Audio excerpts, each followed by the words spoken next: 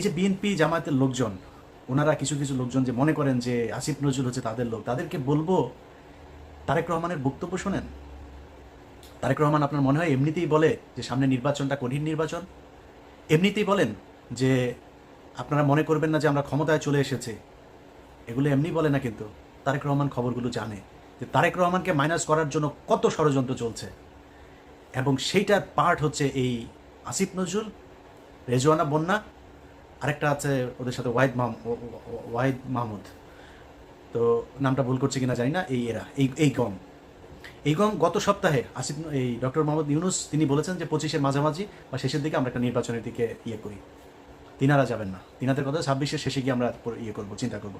এর মাঝখানে সেট শেষ হয়ে যাবে, সব শেষ। বিএনপির ভাইদেরকে বলতে চাই, সব শেষ।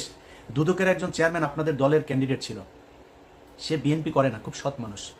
বিএনপির ওই চয়েসটা ভয়ঙ্কর রকমের খুবই সুন্দর একটা ছিল। এই আমার জীবনে আমি যত মানুষ সম্পর্কে জানি, একজন মানুষ হিসাবে জানতে পারি, এই বিচারক মোতাহার হোসেন তাদের মধ্যে একজন সৎ মানুষ। এই মানুষটাকে হইতে দেয় নাই আসিফ নজরুল, এই রেজওয়ানা বন্যা, ওয়াহিদ মাহমুদেরা হইতে দেয় নাই। ইভেন ডক্টর মোহাম্মদ ইউনুসও চেয়েছিল এই হোক, তাকে হইতে দেওয়া হয়নি। অতএব বিএনপির লোকজন খুব সাবধানে কথা বলেন। আমাদের মির্জা আব্বাস ভাই বলল যে করবে। বিদেশে কিছু লোকজন বসা খায় দেয়া কাম পায় না, ইউটিউবে কথাবার্তা বলে। মির্জা আব্বাস ভাই এই কথাটার জন্য কোনো এক জায়গায় সরি বলে দিয়েন। তার একদিন আগে সম্ভবত পিনাকিদা তার ব্যাপারে একটু কথা বলছিল, এই জন্য তিনি এটা বলে ফেলেন। 6 মাস হয় নাই ভাই, এখনো 6 মাস আগে আপনাদের পক্ষে কথা বলার মতো আমরা ছাড়া কেউ ছিল না। আবার পরের 6 মাস পরে না আবার সেরকম পরিস্থিতি আসে কিনা, ইউ নেভার নো। সো খুব সাবধানে একটু কথা বলতে হবে। হ্যাঁ, আমরা আপনাদেরকে যদি কোনো কথা বলে থাকি তাহলে সেটা মনে রাখবেন, আপনাদের ভালোর জন্যই বলছি। এত মুখ পুষে ফেলা উচিত না। সো তারেক রহমান যে কথাগুলো বলছে, ভেতরে কি হচ্ছে, ঈদের পরেই এই সরকারের বিরুদ্ধে জামাত এবং বিএনপিকে মিলেমিশে আন্দোলনে নামতে হয় কিনা একটু অপেক্ষা করেন। এই যে শাহেদ আলম এখন এত কথাবার্তা বলছে না, শাহেদ আলম কিন্তু এমনিতে আমার বিরুদ্ধে লাগেন। শাহেদ আলম জানে না ওর জীবনেও কি কি 2 নাম্বারই করেছে। ও যে বিয়েটা করেছে, এই বিয়েটা একটা থানার ভেতরে বিয়ে হয়েছে। আশুলিয়াতে 2 জন এই গাড়ির ভেতরে করছিল, ওইখান থেকে পাবলিক ধরে আপনার একটু টানা হেঁচড়া করলো, এরপরে পুলিশ আসলো, এসে তারপর ধরে নিয়ে গেলো, পাবলিক ওর বিয়ে করাইতে হবে। এবং ওই একই সময় তার আরেকজনের সাথে সম্পর্ক ছিল, তার সাথে তার বিয়ে হওয়ার কথা, বিয়ের কথাবার্তাও চলছিল পারিবারিকভাবে। এই মেয়ে যখন ওই মেয়ের যখন শুনে টুনে তারপরে আসার পরে এই মূল্য বললো যে আমাকে বিয়ে করতে হবে। এই পাবলিক পুলিশ মিলে এর সাথে বিয়ে দিয়ে দিয়েছে। চ্যালেঞ্জ করেন, চ্যালেঞ্জ করেন, আমি থানার নাম টাম সব কিছু বলে দেবো, ওই ওসিকে খোঁজার চেষ্টা করতেছি। এই হচ্ছে শাহেদ আলম। আরও অনেক কিছু আছে, কিন্তু ও আমার সাথে কেন লাগলো জানেন? বিশাল বড় স্বার্থগত একটা দ্বন্দ্ব এই জায়গায়। কি দ্বন্দ্ব? শাহেদ আলমের আসিফ নজরুলকে দিয়ে যে ধান্দাবাজি সে করছে, এই ধান্দাবাজি তো সে বিএনপি আসলে করতে পারবে না। কারণ সে ভিডিও তো আমাদের কাছে আছে যে তারেক রহমান লন্ডনে থাকে, সেটা নিয়ে সে জানে না। তারেক রহমান কে সে চিনেই না। তো আমরা জানি একজন যিনি চেয়ারপারসন তিনি জেলে আছেন, ভারপ্রাপ্ত যিনি চেয়ারপারসন, কিংবা উনি কি মহাসচিব নাকি লন্ডনে যিনি আছেন? না, উনি এখন ভারপ্রাপ্ত চেয়ারপারসন। শাহেদ আলম চেষ্টা করছে এই সরকারকে যতদিন রাখা যায় এবং আসিফ নজরুলকে যতদিন রাখা যায়। আসিফ নজরুলের এই দেশে গিয়ে এবার ধান্দাবাজি করে আসছে কিছু, এখনো চলতেছে, এখানে বসেই তদবির বাণিজ্য চলছে। আসিফ নজরুল না থাকলে এটা করে দিবে কে? এই কারণে এখানে তো কোটি কোটি ভাই, শত শত কোটি টাকার খেলা। তো এখানে একটারে মানে করে জামিন করাই দিতে পারলেই তো শত কোটি টাকা দেওয়ার লোকজন আছে, তার চেয়ে 1000 কোটি টাকা দেওয়ার লোকও আছে। এখন জেলখানে যারা আছে এদের মধ্যে এরকম নাম ধরে আপনাদের বলতে পারবো, কয়েকজন আছে এদের 1000 কোটি টাকা দিয়েও যদি জামিন করে দেয় তারা করতে রাজি। আমার কাছেই অফার আছে। তো এই বিষয়গুলো কিন্তু এখানে হচ্ছে, যেই কারণে শাহেদ আলম এখন আমাকে নিয়ে ন্যাকেট হয়ে তারপরে নেমেছে।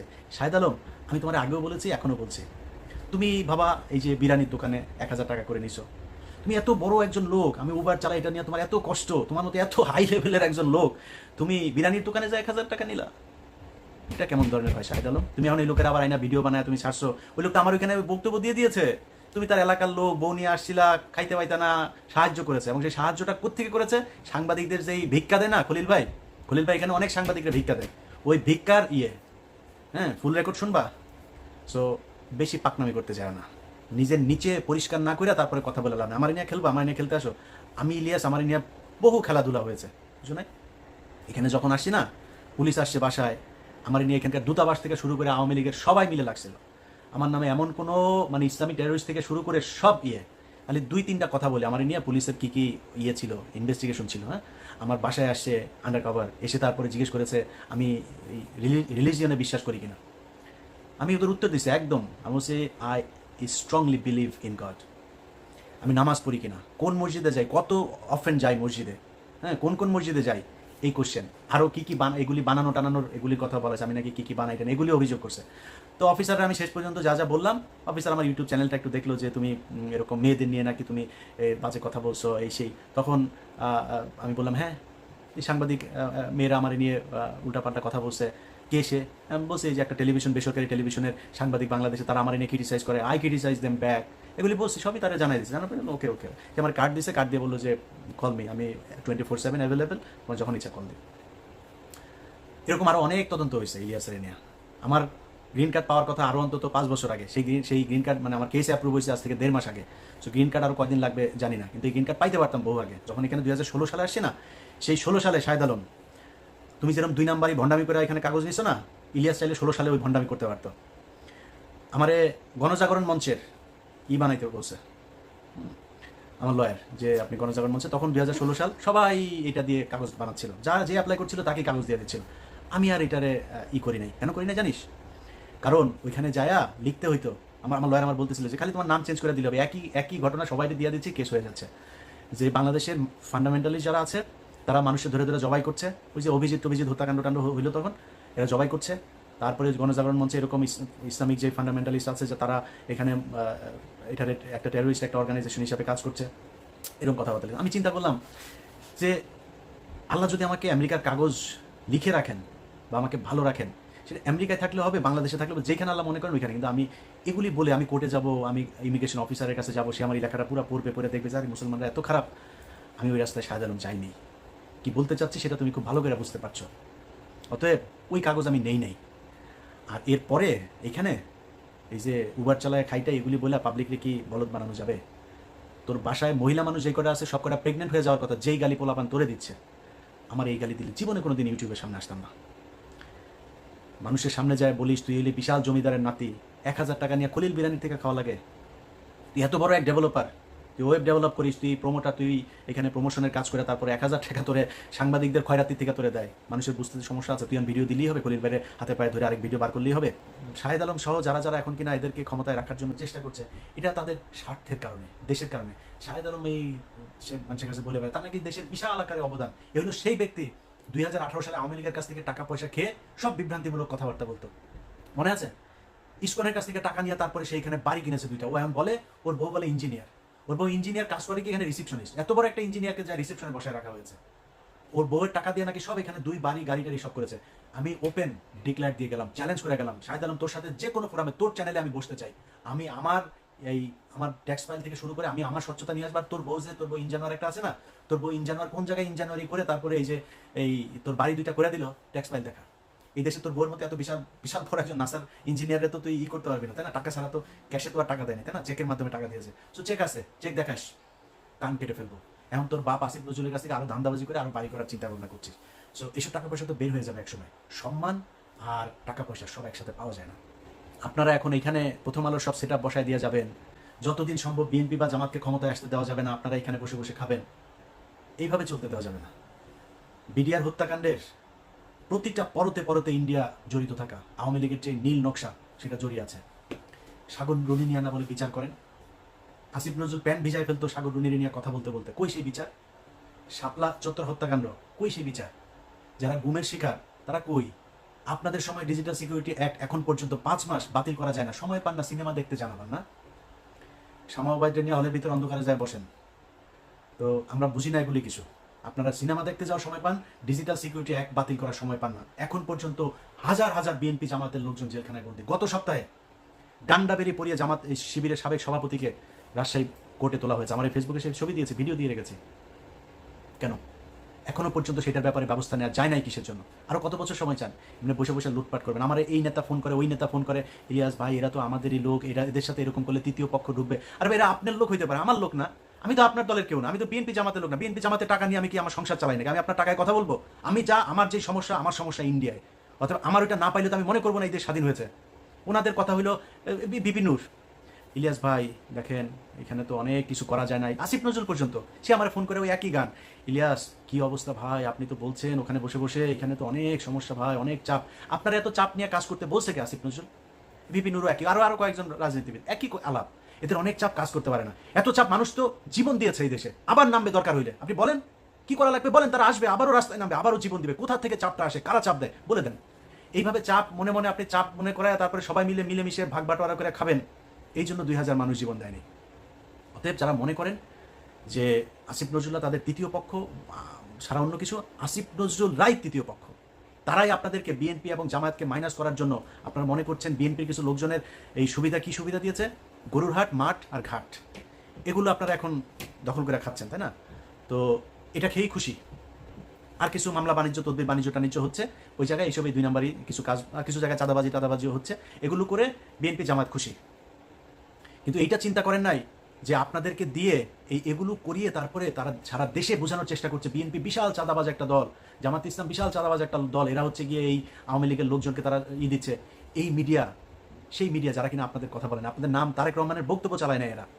তারেক রহমানের নাম বলার আগে তাকে খাম্বা টাম্বা এগুলো বলে কথা বলতো, মনে নাই? এই মিডিয়া সেই মিডিয়া একটাও চেঞ্জ করে নাই, সব ওই জায়গাতেই আছে, শুধু সময়ের অপেক্ষায় আছে। সব সেট আপ ঠিক হলে এই যে চিন্তা করছেন না, সব কিছু চেঞ্জ হয়ে যাবে।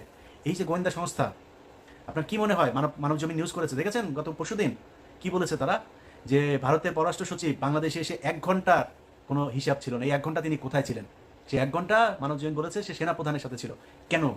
ডক্টর ইউনুসকে বাইপাস করে সেনাপ্রধানের সাথে পররাষ্ট্র সচিবের এই বৈঠক কে করিয়ে দিয়েছে, এটা খুঁজে বের করতে হবে। যারা মনে করছেন তৃতীয় পক্ষ, দিন যত যাবে তত বিএনপি এবং জামায়াতের জন্য এই দেশ কঠিন হয়ে দাঁড়াবে। যারা মনে করেন যে না, ওদেরকে আরো সময় দেওয়া উচিত, এই ইলিয়াস ভাই এখন এত এইসব নিয়ে কথা বলার দরকার নাই, আচ্ছা ধরেন দুর্নীতি দমন কমিশন সব শেষ, যেটা বিএনপি চেয়েছিল একজনকে বসাইতে, বসতে দেয়নি। পুলিশের ভেতরে আপনি দেখেন ডিএমপি কমিশনার, আইজিপি, কেন বাইরে থেকে আনতে হবে কেন? পুলিশের ভেতরে ডেডিকেটেড ছিল না, ডিপ র্যাঙ্ক অফিসার ছিল না, যারা কিনা মনে করেন যে একজন এসপি আছে, ডিআইজি আছে, তারা কি প্রমোশন দিয়ে উঠানো যেত না? বাইরে থেকে কেন আনতে হইলো? যারা কিনা প্রথম আলোতে কলাম লিখতো, কেন? এছাড়া কেউ ছিল না? বিষয়টা খুব পরিষ্কারভাবে সাদা চোখে দেখতে হবে যে আসিফ নজরুল হঠাৎ করে 3 তারিখে বিশাল আকারে রাস্তায় নেমে একদম ছাত্রদের সাথে হাতে হাত দিয়ে তারপর রাস্তায় নেমে গেল, এই ফারুকি টারুকি এরা হঠাৎ করে রাস্তায় চলে আসলো, কোনো কিছুই এমনিতে হয় না। এগুলো সবগুলোর পেছনে কারণ আছে। এরা কেন এসেছে, কেন এদের সাথে মিলেছে, কিভাবে এরা সরকারে চলে আসলো, কিভাবে উপদেষ্টা হয়ে যাচ্ছে, এগুলো সব হিসেব মেলাইতে হবে। সো বিএনপির যেসব নেতারা আপনার ওই সময় মতো গিয়ে তারপরে আপনাদের সামনে বলবে যে হায় হায় কি করলো, ইলিয়াস আগে যা বলেছিল সেটাই তো ঠিক হলো, তাদের কিন্তু সমস্যা হবে না। সমস্যা হবে কার জানেন? সমস্যা হবে খালেদা জিয়ার, সমস্যা হবে তারেক রহমানের, সমস্যা হবে আপনারা যারা ধান খেতে কিছুদিন আগে ঘুমাইতেন তাদের। একই রকম জামাতের নেতাদের উপরে আবারও চরম, এই যে ডাক্তার শফিকুর রহমান থেকে শুরু করে ডাক্তার শফিকুল ইসলাম মাসুদ, যারা যারা আছে, কি টর্চার, কি নির্যাতন এদেরকে সহ্য করতে এখন পর্যন্ত। এটিএম আজহার ভাই কেন জেলখানায়? গোলাম পারওয়ার কি কষ্ট সহ্য করেছে, মানে জামিন হয়েছে, জামিন হওয়ার পরে আবার ঢুকিয়ে রেখেছে, পুরো সময়টাই জেলখানায়। কিন্তু কিছু নেতা যাদেরকে নিয়ে আমরা কথা বলি, তাহের মিয়ার তো কিছু হয়নি, তার মেয়ের খুব বেশি কষ্ট সহ্য করা লাগে না। এগুলো একটু হিসাব মিলাইতে হবে যে কাদের সাথে এদেরই ছিল। ডক্টর আসিফ নজরুল ঢাকা বিশ্ববিদ্যালয়ের মতো জায়গায় থাকে, ছাত্রলীগ গিয়েও তারা একদিন একটা গুতা দেয়নি। কারা তাদেরকে মেসেজ দিয়ে রেখেছে যে আসিফ নজরুলকে কিছু বলা যাবে না, একদিন জেলখানায় যাইতে হইলো না, এত বড় বড় কথাবার্তা বলো। আমি এটা নিয়ে ঘাটাঘাটি করতে চাই না। আর কথা হইলো যে দেশ স্বাধীন হয়েছে, এখন আমাদের হাতে সময় আছে। আমরা এই সাগররুনি হত্যাকাণ্ড বলেন, শাপলা চত্বরের হত্যাকাণ্ড বলেন, গুম, যারা এখন পর্যন্ত জেলখানায় আছে, বিডিআরের জওয়ান, বিডিআরের অফিসার যাদেরকে হত্যা করা হয়েছে সেটার বিচার, এই সবগুলোর বিচার হইতে হবে। 21 আগস্ট থেকে শুরু করে উদিচি, সায়ানট, যেখানে যেখানে বোমা হামলা হয়েছে এগুলোর বিচার হইতে হবে। শুধু বিএনপির লোকজনকে আপনি এখান থেকে মামলা থেকে অব্যাহতি দিবেন না, এটা তদন্ত হইতে হবে কারা করেছে। তারেক রহমান করে নাই, লুৎফুজ্জামান বাবর করে, তাহলে করেছে কারা? এদের ভেতরে একটা বিশাল আকারের আপনি সবটা যদি চিন্তা করেন না, দেখবেন ইন্ডিয়ার জায়গাগুলোতে হাত দেওয়া হচ্ছে না। আপনি দেখেন মিডিয়ার জওয়ান, তাদেরকে ছাড়া হচ্ছে না।